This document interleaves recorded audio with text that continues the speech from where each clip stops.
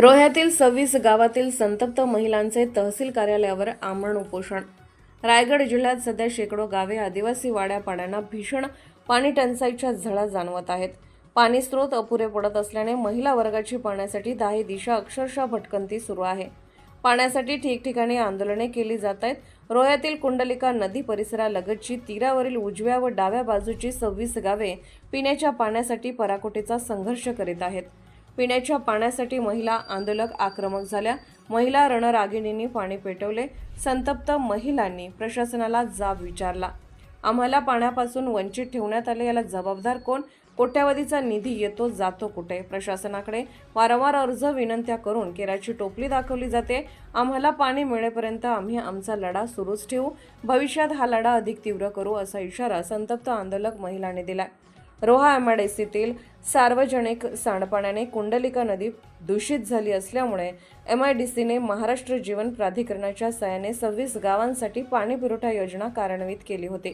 मात्र या वाहिनीवर असंख्य ठिकाणी पाणी चोरी होत असल्याने गेली 14 ते 26 गावे पाण्यापासून वंचित आहेत। मात्र आता पाणी मिळाल्याशिवाय आमरण उपोषण सोडणार नाही, अशी भूमिका या गावातील महिलांनी घेतली आहे। वर्ष होऊन गेली आमचा हा लढा चालू आहे आणि आता 26 गावातल्या सगळ्या बायकांनी मिळून ठरवलंय की आता हा लढा आम्ही अंतिम टप्प्यापर्यंत नेणार। आम्हाला आमरण उपोषणाला बसायची वेळ का आली आणि ही वेळ येण्यासाठी कोण जबाबदार आहे? आम्ही कितीतरी वेळेस त्यांना आवेदनं दिली, पत्र दिली, स्वतः जाऊन भेटलो, पण एकाही आमच्या निवेदनाला या आपल्या प्रशासनानं कुठल्याही बाबतीमध्ये उत्तर दिलेलं नाहीये। एकदा झालं, दोनदा झालं, आम्ही जवळजवळ 4 महिने त्याच्या मागे पाठपुरावा करतोय। बरं, त्यामागे पैसा खर्च होत नाहीये का? असंही नाही। आतापर्यंत जवळजवळ अख्ख्या तालुक्यामध्ये म्हणाल ना 250 ते 300 कोटी रुपये खर्च झालेले आहेत। मग हे पैसे कोणाचे आहेत? हे आमच्या सर्वसामान्य जनतेचेच आहेत ना। आम्ही जो टॅक्स भरतो तोच टॅक्स इथे वापरला जातोय। मग या टॅक्स मागे जर पैसे वापरले जात आहेत, पाण्यासारख्या मूलभूत गोष्टीवरती जर आम्हाला न्याय मिळत नसेल, गावागावामधल्या बायकांच्या डोक्यावरचा हंडा जर उतरत नसेल, तर आम्ही न्याय मागू नये का? आणि मागायचं तर कोणाकडे? किती वेळेस गेलो तरी ते उत्तर द्यायला तयार नाहीयेत।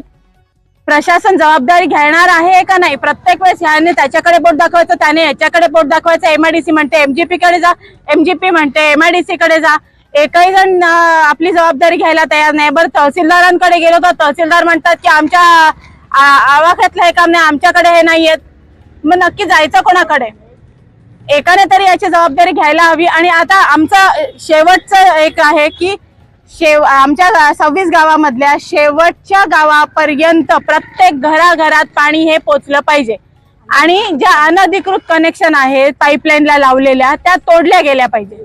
त्या तोडल्या तर आमच्या गावामध्ये सगळ्यांना पुरेसं मुबलक पाणी पुरवठा होणार आहे। पण त्यासाठी या अकार्यक्षम प्रशासनाने जबाबदारी घेऊन आमच्या पाठीशी खंबीरपणे उभं राहण्याची आता गरज आहे। सकाळपासून आपण इथे बसलेले आहात आणि आपल्या आतापर्यंत कोणते अधिकारी आपण भेटायला आले का? हो, नायब तहसीलदार येऊन गेले, एमजीपीचे साहेब होते, एमआयडीसीचे साहेब होते आणि बीडीओ मॅडम येऊन गेल्या। बघू आता, आम्ही त्यांच्या उत्तराची वाट बघतोय। आम्ही आमचं जे काही मागणं होतं ते त्यांच्या पुढे मांडलेलं आहे। जर का तुम्हाला आज न्याय भेटला नाही तर तुमचा हा लढा चालू राहील? हो, आमचं आमरण उपोषण तसंच चालू राहील।